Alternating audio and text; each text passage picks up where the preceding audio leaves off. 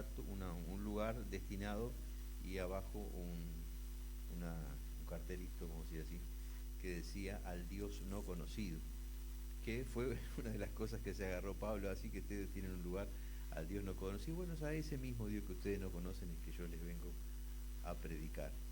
Y de ahí Pablo les empezó a transmitir la palabra de Dios. Bueno, Corintios era una ciudad griega, entonces más o menos por ahí vamos captando la característica de esta gente de Corintios, ¿verdad? También era una ciudad muy marcada por la inmoralidad, muy marcada por la inmoralidad. Este, Sabemos también que el imperio griego no era de los imperios más sanos. La sociedad griega era una sociedad bastante inmoral. Era característica de ellos, ¿no? Y bueno, felizmente el Evangelio llegó hasta ahí para salvar muchas vidas y arrebatar muchas vidas de esa forma de vivir. Bueno, entonces esta carta fue escrita a los Corintios. Comienzan la, la, la, la carta con una acción de gracias, ¿no? Como siempre Pablo casi siempre comenzaba las cartas con dando gracias a Dios, ¿no? Por las iglesias. Y no es diferente con la iglesia de Corintios, porque era una iglesia que a pesar de todas las cosas era una iglesia muy bendecida. ¿Ah? Era una iglesia que el Señor dice la Biblia acá en el capítulo, en el 1:5, dice que por medio de Dios ha enriquecido la iglesia de ustedes en todo sentido, con toda elocuencia y conocimiento, ¿verdad? Y además era una iglesia que tenía todos los dones. Sabemos que la Biblia habla de los dones del Espíritu Santo, que son 9. Y esta iglesia, una iglesia del Nuevo Testamento, una iglesia moderna, poseía todos los dones del Espíritu Santo. Esos dones eran inmerecidos, pero como son inmerecidos, ellos los tenían. Entonces era una iglesia bastante completa, una iglesia muy bendecida por el Señor. No obstante, la bendición que tenía esta iglesia era una iglesia en la cual surgían divisiones, y surgieron divisiones. Habían hermanos que tomaban como ciertos líderes, como digamos, como sus modelos a seguir, ¿no? Algunos decían, yo soy de Pablo, perdón. Otros decían, yo soy de Apolos, que era otro hermano. Otros decían, yo soy de Cefas, dice algunas traducciones, que Cefas es Pedro. Y algunos decían, yo soy de Cristo. Bueno, entonces, Cristo estaba a la altura de todos esos hermanos y ellos tenían modelos a seguir. Felizmente hoy los que están acá son todos de Cristo. Ninguno es de Sergio, ninguno es de Leo, pues si no, no estarían acá. Capaz que hay alguno que hay y no está hoy acá. Pero felizmente todos somos de Cristo, ¿verdad? Porque venimos ¿a qué? Acá a la iglesia. A adorar a Dios. No venimos a la iglesia por venir, venimos a adorar a Dios. ¿Ah? Y Dios es uno, ¿verdad? Y está aquí, como decía hoy en la oración Fernando, donde hay 2 o 3 reunidos en mi nombre, en medio de ellos yo estaré, dijo el Señor. Por lo tanto, la presencia del Señor está en este lugar. Bueno, entonces habían divisiones. Entonces la gente se formaba en grupos, yo soy de fulano, yo soy de mengano, y Pablo tuvo que intervenir en esto, hablándoles por carta, Primera de Corintios, la primera carta, donde les habla de que, les dice, por ejemplo, les dice que vivan en armonía los unos con los otros, que no haya divisiones en la iglesia, que sean de un mismo parecer, unidos en un mismo pensamiento, en un mismo propósito, porque dice que, bueno, dice que algunos de la casa de Cloé le contaron que esta división que yo les mencioné en este momento. Ahí les hace una pregunta, ¿acaso Cristo está dividido en facciones? Yo, dice, fui crucificado, dice, por ustedes. ¿Alguien fue bautizado en mi nombre? No, obviamente que nadie fue bautizado en el nombre de Pablo, ni Pablo fue crucificado por nadie. Por lo tanto, él les dice que cuando fue a ellos, dice, y que menos mal que él no bautizó, a no ser algunos que él nombra, dice, no bauticé a otros para que digan, dice, que yo fui bautizado, dice que fueron bautizados en mi nombre. Entonces, dice, Cristo, dice, no me envió a bautizar, dice, sino a predicar la buena noticia, y no con palabras ingeniosas, dice, por temor a que la cruz de Cristo perdiera su poder. Y aquí es donde comenzamos el tema, hermanos, a hablar de la sabiduría, y de lo que es el ingenio humano, y de lo que es la sabiduría que da Dios. Porque muchas veces nosotros pensamos que de repente que por ser muy elocuentes, muy ingeniosos, valga la palabra que estamos usando, muy ingeniosos, podemos transmitir de una manera adecuada la palabra de Dios, y esto no es así. El Evangelio se transmite con las palabras que da Dios, y esas palabras no son complicadas porque tienen que llegar a todo el oyente, y son palabras simples, ¿verdad? Pero que transmiten un mensaje poderoso. Entonces Pablo les empieza a enseñar de que él, cuando fue a predicar esa buena noticia, no fue con palabras ingeniosas. Dice, para que la cruz de Cristo no perdiera su poder. En otras palabras, para que ustedes, como griegos que eran, no me vieran a mí un elocuente predicador y se empezaran, digamos, a admirarme y a admirar lo que yo digo y perdieran el foco de lo que yo estoy diciendo. Porque pasa eso, ¿verdad? Hay gente que de repente pone el foco en quién está hablando, en la manera que está hablando, en la elocuencia que está hablando, pero pierden el foco de lo que se está hablando. Y lo principal que nosotros hablamos no es la forma en que nosotros los decimos, no es quién lo está diciendo. Lo principal que nosotros, lo que ustedes tienen que prestar atención, lo que yo tengo que prestar atención a lo que es cuando escuchamos la predicación, es a lo que se está hablando, y lo que se está hablando tiene que tener absoluta y total coherencia con lo que es el sacrificio de Cristo en la cruz. Si no, no es válido. Bien, entonces le sigue diciendo Pablo, ¿verdad?, que el mensaje de la cruz era para aquellos que se pierden una ridiculez, para los que van rumbo a la destrucción, ¿verdad? Dice, pero nosotros, dice, que vamos en camino a la salvación, sabemos que es el poder mismo de Dios, el mensaje de la cruz, ¿verdad? Dice, como dicen las Escrituras, destruiré la sabiduría de los sabios y desecharé la inteligencia de los inteligentes. Como dice en otro pasaje de la palabra, dice, quieres hacerte sabio, tienes que no saber nada, tienes que hacerte el ignorante, ¿verdad? Porque si quieres ser sabio, tiene que ser de esa manera, porque el que te da la sabiduría es Dios y no es natural nuestra.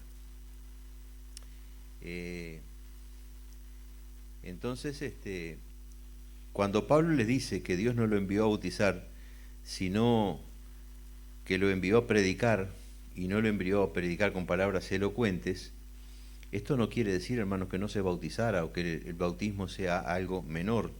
De hecho, yo considero en forma especial el bautismo como algo muy importante.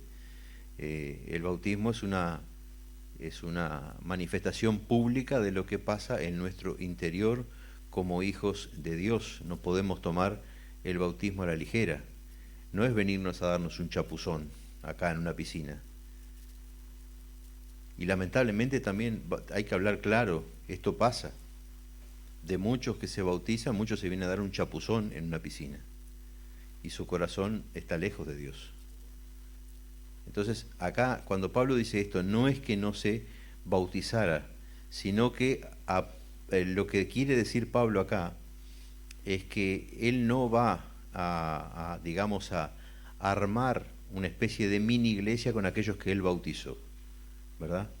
Él no fue enviado a predicar a una facción que lo rodeara, sino que él fue enviado a llevar la palabra a muchos, como diciendo, el Señor no me mandó a hacer un trabajo, digamos, de bautizar a algunos, me mandó a predicarle a todo el mundo gentil.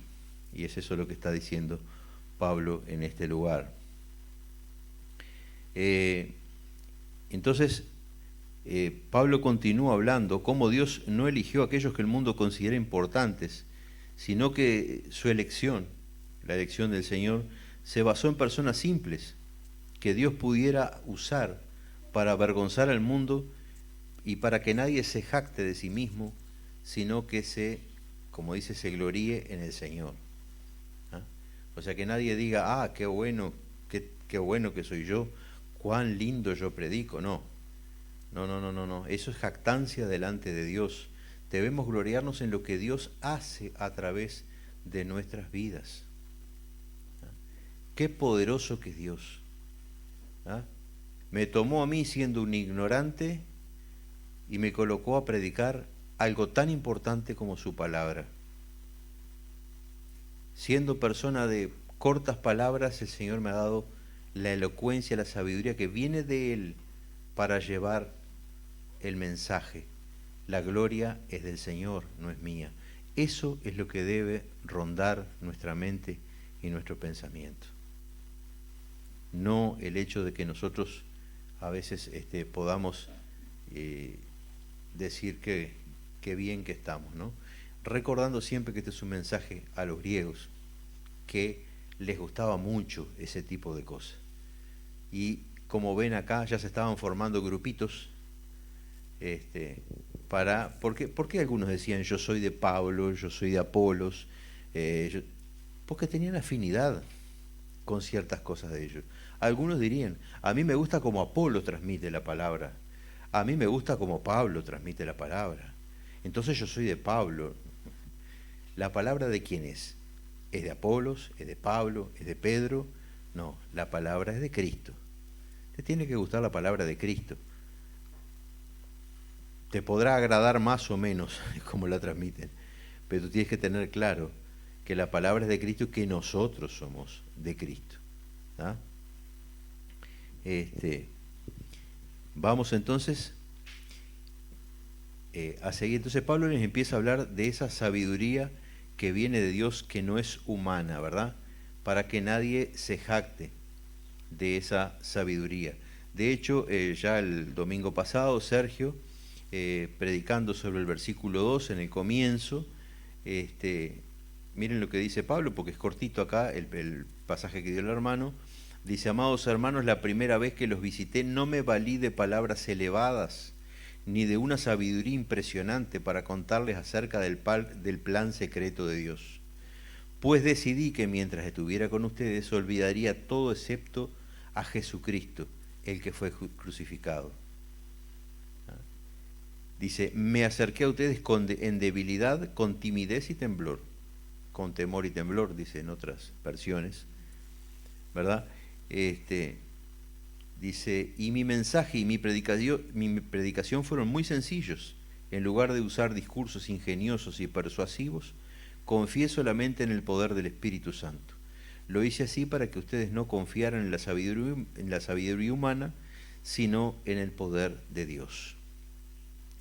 Hermanos, cuando tenemos que confiar en el camino, en la palabra de Dios, tenemos que entender algo, que la vida cristiana no puede salir de nuestra conversión cristiana, no puede salir de nuestro intelecto, no puede salir de nuestra mente, sino que tiene que salir de nuestro corazón. Para salir de nuestro corazón, el único que conoce nuestro corazón es Dios, y es el único capaz de persuadirlo y convencerlo a nuestro corazón de pecado, de juicio y de castigo. Y eso lo hace a través del Espíritu Santo. Por lo tanto, es una labor espiritual y no racional. Hay gente que de repente puede hablar muy bien, muy lindo. De hecho, había un pastor que escuché una vez de Brasil, que decía que había un político que era capaz de hablar y hacer llorar a la gente en sus discursos. Dice, nunca vi una persona con una retórica tan impresionante. ¿Pero qué eran? Eran temas del mundo. Y yo estoy seguro que esa persona, si la ponen a hablar de temas espirituales, como son digamos el camino del Señor, evidentemente no iba a lograr el mismo efecto porque nadie convence a nadie hablando, ¿verdad? Nadie convence a nadie por la labia que tiene. Convencemos a las personas porque el poder de Dios está en las palabras que nosotros hablamos. La gloria es para Él. Entonces, hermanos, Pablo empieza a hablar de la sabiduría divina que es diferente a la sabiduría humana. Y bueno, hasta acá, digamos, lo que se trató en los domingos anteriores.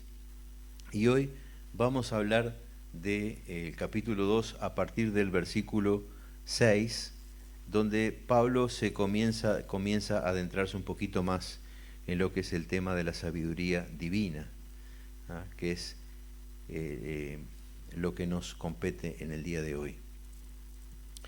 Y dice así el texto que vamos a leer hoy. Yo lo voy a leer en la Nueva Traducción Viviente, para que quede más claro, ¿verdad? Dice: sin embargo, cuando estoy con creyentes maduros, sí hablo con palabras de sabiduría, pero no de la clase de sabiduría que pertenece a este mundo, o a los gobernantes de este mundo, quienes pronto son olvidados. No, la sabiduría de la que hablamos es el misterio de Dios, su plan que antes estaba escondido, aunque Él lo hizo para nuestra gloria final, aún antes que comenzara el mundo. Pero los gobernantes de este mundo no lo entendieron. Si lo hubieran hecho, no hubieran crucificado a nuestro glorioso Señor. A eso se refieren las Escrituras cuando dicen: ningún ojo ha visto, ningún oído ha escuchado, ninguna mente ha imaginado lo que Dios tiene preparado para quienes lo aman. Pero fue a nosotros a quienes Dios reveló esas cosas, por medio de su Espíritu, pues su Espíritu investiga todo a fondo y nos muestra los secretos profundos de Dios. Nadie puede conocer los pensamientos de una persona excepto el propio espíritu de esa persona, y nadie puede conocer los pensamientos de Dios excepto el propio Espíritu de Dios. Y nosotros hemos recibido el Espíritu de Dios, no el espíritu del mundo, de manera que podemos conocer las cosas maravillosas que Dios nos ha regalado. Les decimos esas cosas sin emplear palabras que provienen de la sabiduría humana. En cambio, hablamos con palabras que el Espíritu nos da. Usamos las palabras del Espíritu para explicar las verdades espirituales. Pero los que no son espirituales no pueden recibir estas verdades de parte del Espíritu de Dios. Todo les suena ridículo y no pueden entenderlo, porque solo los que son espirituales pueden entender lo que el Espíritu quiere decir. Los que son espirituales pueden evaluar todas las cosas, pero ellos mismos no pueden ser evaluados por otros. Pues ¿quién puede conocer los pensamientos del Señor? ¿Quién sabe lo suficiente para enseñarle a Él? Pero nosotros entendemos estas cosas porque tenemos la mente de Cristo. Hasta ahí el pasaje que vamos a tratar hoy. Y ya vamos a empezar acá. Pablo entonces habla de sabiduría con aquellos que han alcanzado madurez espiritual. O sea, aquellos que no son nuevos en las cosas del Señor, que ya tienen claro cómo funciona, digamos, o cómo de alguna manera vivimos en lo espiritual, ¿verdad? Y esta sabiduría que Pablo dice que habla con esta gente madura, no es una sabiduría del mundo, sino que es la sabiduría de Dios. Y esta sabiduría de Dios se refiere al plan que Dios tenía desde antes de la fundación del mundo para nosotros. Ustedes sabían que a Dios no lo tomó por sorpresa el pecado de Adán y Eva, ¿no? No lo tomó por sorpresa. Dios ya sabía lo que iba a pasar. Ni lo ha tomado por sorpresa ninguno de los acontecimientos que han pasado por este mundo desde que fue creado hasta ahora. Él sabe cada una de las cosas que van a pasar. Él hoy, por ejemplo, sabía que vamos a estar acá hoy reunidos y sabía quiénes iban a estar. Lo sabía. lo sabe, sabe lo que va a pasar mañana. A Dios no lo toma nada por sorpresa. Él conoce todas las cosas. Y por lo tanto, desde antes de la fundación del mundo, como dice la palabra de Dios, ya había ideado un plan de salvación para la humanidad. Conocía el pecado de la humanidad y ya había ideado un plan de salvación. Y ese es el misterio escondido que dice que Dios tenía desde el principio de los tiempos, que solo se lo revela a aquellos que son espirituales, porque son los únicos que pueden llegar a entender este plan. Si usted le habla a un mundano que Jesucristo, un hombre, que era Dios, pero que ese mundano no va a entender que era Dios, murió en la cruz para pagar su deuda de pecados, lo más probable es que se ría, y no se va a reír porque le cause mucha gracia, sino que se va a reír para que tratarlo de alguna manera de ignorante, porque él cree que es una ridiculez lo que se le está hablando. Eso no es así. ¿No les ha pasado? Y sí, es muy normal. ¿O no? Sí, son una de las cosas que estamos locos, otro que somos ridículos, otro que no tenemos nada que hacer, otro que como la ciencia, lo típico que lo dan en los liceos y todos los centros educativos, que el hombre, como hay ciertas cosas a las cuales no le encuentra explicación, entonces le atribuye un Dios. Eso se lo dicen en los liceos. Me lo dijeron a mí y lo siguen, veo que lo siguen repitiendo el día de hoy. Y por eso una de las cosas que lleva muchas veces a los chiquilines, a los gurises a dejar de creer todo eso es el hecho de toda esa adoctrinamiento constante que van llevando de ateísmo y de otras cosas que está presente hoy en muchos de los centros educativos, lamentablemente. Entonces Dios tenía este plan preparado de antemano, y este plan dice Pablo que él lo habla, o sea, él habla de este plan, porque si se fijan en las predicaciones de Pablo, sí, él puede hablar de muchas cosas, pero siempre el final es hablar de la cruz de Cristo, es hablar del plan de salvación. La Biblia de tapa a tapa es un plan de salvación. Bueno, se habla con personas que han madurado espiritualmente, ¿verdad? Que son personas espirituales, que han creído, que Dios ha tomado su corazón. Y la sabiduría de los hombres, la sabiduría, esto corresponde a la sabiduría de Dios. Y la sabiduría de los hombres, la sabiduría humana, hermanos, está condenada a desaparecer. Esa sabiduría que pretende muchas veces inclusive entender a Dios, pero que no lo entiende, está condenada a desaparecer. Eso lo dice la palabra, acá en el versículo 6 nomás, ¿verdad? Dice, sin embargo, cuando estoy con creyentes maduros, sí hablo con palabras de sabiduría, pero no de la clase de sabiduría que pertenece a este mundo, o a los gobernantes de este mundo, quienes pronto son olvidados. Esto dice la palabra. Y si nos vamos a Santiago 3:13, dice, si ustedes son sabios y entienden los caminos de Dios, demuéstrenlo viviendo una vida honesta y haciendo buenas acciones con la humildad que proviene de la sabiduría del Señor, ¿verdad? Pero si tienen envidias amargas y ambiciones egoístas en el corazón, no encubran la verdad con jactancias y mentiras, pues la envidia y el egoísmo no forman parte de la sabiduría que proviene de Dios. Dichas cosas son terrenales, puramente humanas y demoníacas. En otras palabras, ¿qué es lo que está diciendo? Que la sabiduría humana es diabólica. Es puramente humana, terrenal y diabólica.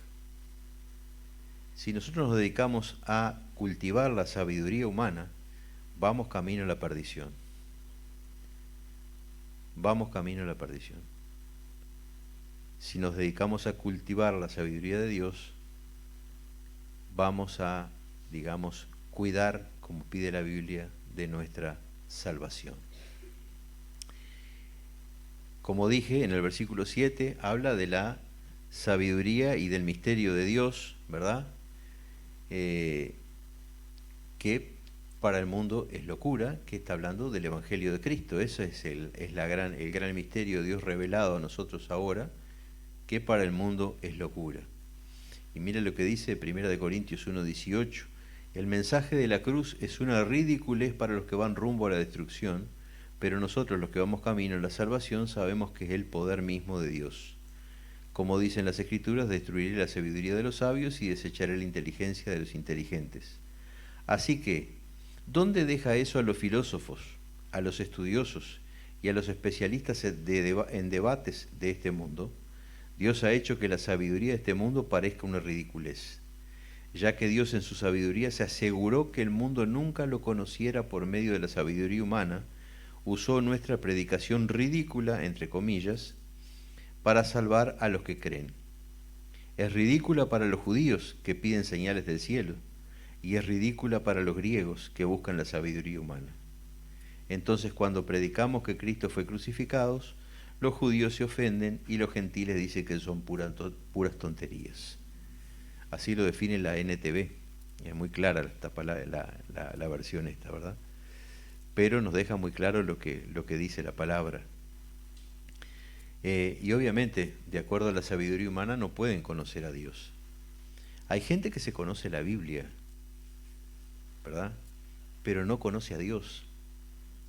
Gente que es atea, que ha leído la Biblia, se la conoce, e inclusive hasta a veces mejor que nosotros sabe lo que dice, pero no la vive, porque no la entiende, porque no sabe que le falta el Espíritu, porque la Biblia contiene la sabiduría de Dios, que es una sabiduría espiritual, y eso se tiene, como dice la Biblia, las cosas espirituales se tienen que discernir espiritualmente.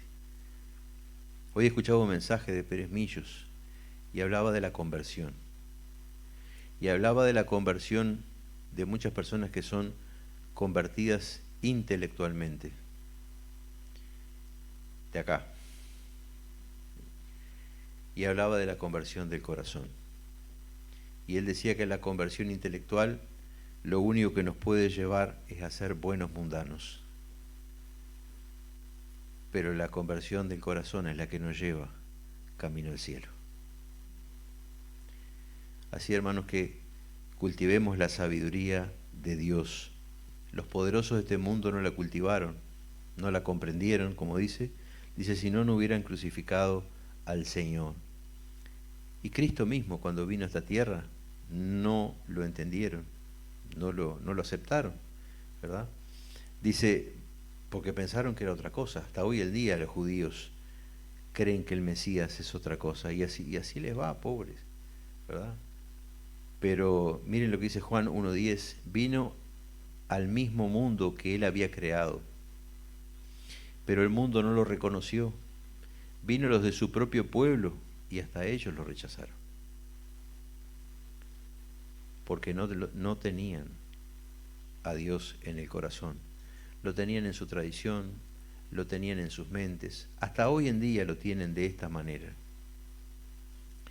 Yo a veces estoy con esto de la guerra de Israel, Irán y todo esto, mirando muchas cosas, en muchos sitios, inclusive judíos.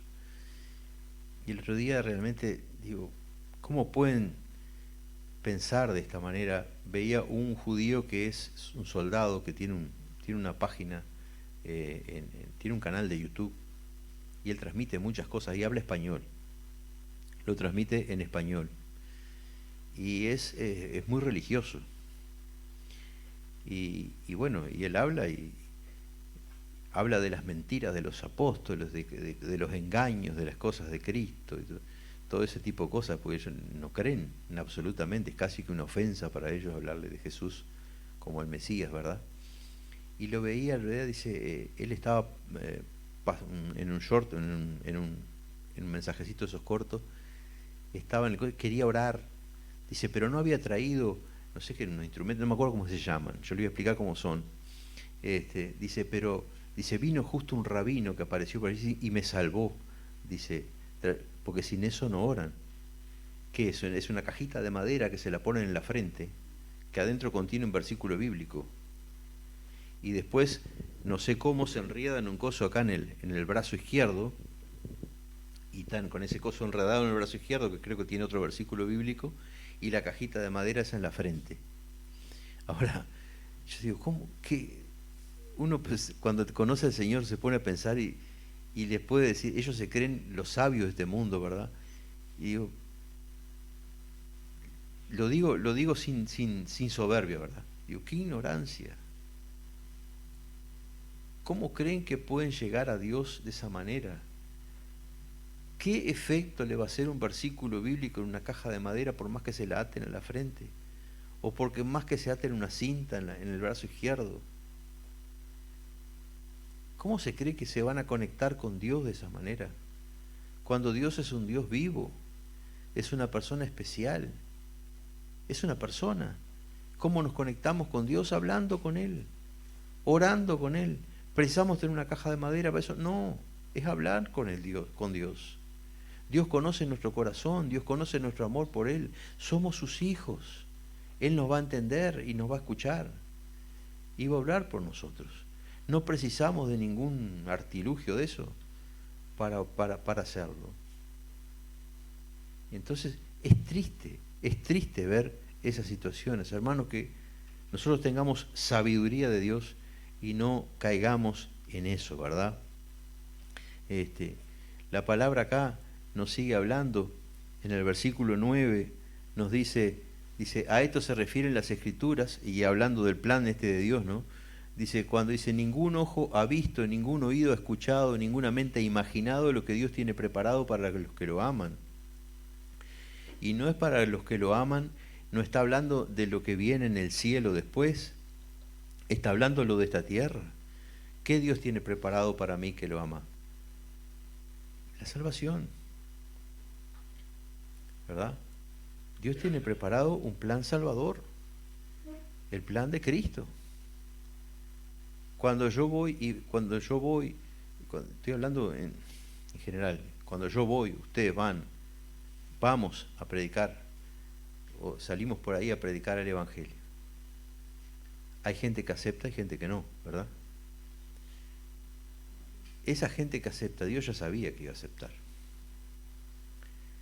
Y ese plan maravilloso está para ellos, está para el que acepta el plan de Dios, para aquel que por la fe lo toma, porque Dios nos da ese plan por la gracia y nosotros lo tomamos por la fe. La fe es el ganchito, ¿verdad?, que toma ese regalo maravilloso de Dios dado por gracia. Y eso es lo que Dios tiene preparado. Y eso es lo que tenía preparado desde antes de la fundación del mundo, ¿verdad? Y también acá Pablo lo que hizo fue en este pasaje citar un pasaje que está en el libro de Isaías, en el capítulo 64, versículo 4, que dice, desde el principio del mundo, ningún oído ha escuchado, ni ojo ha visto a un Dios como tú, quien actúa a favor de los que esperan en Él. Pablo estaba citando ese pasaje acá, en el Nuevo Testamento, ¿verdad? Después sigue hablando, dice, pero fue a nosotros quienes a Dios reveló esas cosas por medio de su Espíritu, pues su Espíritu investiga todo a fondo y nos muestra los secretos profundos de Dios. Hermanos, ¿quién conoce a Dios? El Espíritu Santo de Dios, porque es Dios, es una de las personas de Dios. Por eso dice que el Espíritu Santo conoce los pensamientos de Dios, ¿verdad? Porque dice, ¿quién mejor conoce los pensamientos que usted mismo? Yo estoy acá y de repente veo a Oscar. ¿Yo sé lo que Oscar está pensando? No. Zulma, que está al lado, o Jacqueline, ¿saben lo que Oscar está pensando? No. ¿Quién es el único que sabe que Oscar está pensando? Hay solo dos personas, Dios en primer lugar y el mismo Oscar. Nadie más sabe lo que está pasando por la cabeza de él, ¿verdad? Entonces, en el caso de ¿quién conoce a Dios mejor que Dios? ¿Quién conoce las profundidades de Dios? El Espíritu Santo. ¿Por qué? Porque es Dios. Y el Espíritu Santo dice, miren lo que dice acá, que nos muestra los secretos profundos de Dios. Después sigue hablando En el versículo 11 dice, nadie puede conocer los pensamientos de una persona excepto el propio espíritu de esa persona, y nadie puede conocer los pensamientos de Dios excepto el propio espíritu de Dios. Entonces, para nosotros tener la sabiduría de Dios revelada en nosotros, para nosotros hablar las cosas de Dios, tenemos que acudir al Espíritu Santo. Y el Espíritu Santo es quien camina con nosotros hoy en la tierra, ¿verdad? Efesios 5:8 dice que seamos llenos del Espíritu Santo. Muchas veces se obvia hablar del Espíritu Santo, pero el Espíritu Santo hoy es quien está con nosotros en la tierra. Jesús hizo el sacrificio por nosotros, nos salvó y hoy está a la diestra del Padre. Y dice que intercede cuando nosotros de repente pecamos, tenemos un abogado defensor, ¿verdad? Que es Jesucristo. Pero quien camina diariamente con nosotros y principalmente en nosotros, en esta tierra, es el Espíritu Santo, es el Espíritu de Dios. Y es de Él quien debemos llenarnos para dar los frutos que Dios quiere que demos. Nadie que no esté lleno del Espíritu Santo va a dar los frutos de Dios porque no tiene a Dios. Es tan simple como eso. ¿Me entienden? Dice, vamos a leer Romanos 8, 26 y 27, dice, y el Espíritu Santo nos ayuda en nuestra debilidad. Por ejemplo, nosotros no sabemos qué quiere Dios que le pidamos en oración, pero el Espíritu Santo ora por nosotros con gemidos que no pueden expresarse con palabras. Y el Padre, quien conoce cada corazón, sabe lo que el Espíritu dice, porque el Espíritu intercede por nosotros, los creyentes, en armonía con la voluntad de Dios. El Espíritu Santo, siendo Dios y viviendo en nosotros, conoce nuestros pensamientos y conoce los pensamientos de Dios. Por lo tanto, nos hace la unión con Dios y muchas veces, como dice acá la palabra, en nuestra debilidad no sabemos de repente ni siquiera cómo orar o lo que Dios quiere que le pidamos. Y bueno, entonces dice que el Espíritu Santo intercede por nosotros con gemidos indecibles. ¿Por qué el Espíritu Santo puede hacer esto? Porque el Espíritu Santo conoce a Dios y nos conoce a nosotros. En el versículo 12, estamos yendo versículo por versículo, es bastante rico este pasaje, dice, y nosotros hemos recibido el Espíritu de Dios, no el Espíritu del mundo, de manera que podemos conocer las cosas maravillosas que Dios nos ha regalado. Obviamente, cuando para conocer las cosas que Dios nos ha regalado, para conocer a Dios, solamente tenemos, lo que habíamos hablado hace un momentito, tenemos que tener el Espíritu de Dios. Si no tenemos el Espíritu de Dios, bueno, en primer lugar, no seríamos salvos porque el Espíritu es el que produce la salvación en nosotros, ¿verdad? Dice que cuando nosotros aceptamos a Dios, ¿qué es lo que viene a morar en nosotros inmediatamente? Esto dice la palabra, el Espíritu Santo, ¿verdad? Una persona que no tiene el Espíritu Santo no tiene salvación porque no conoció nunca al Señor.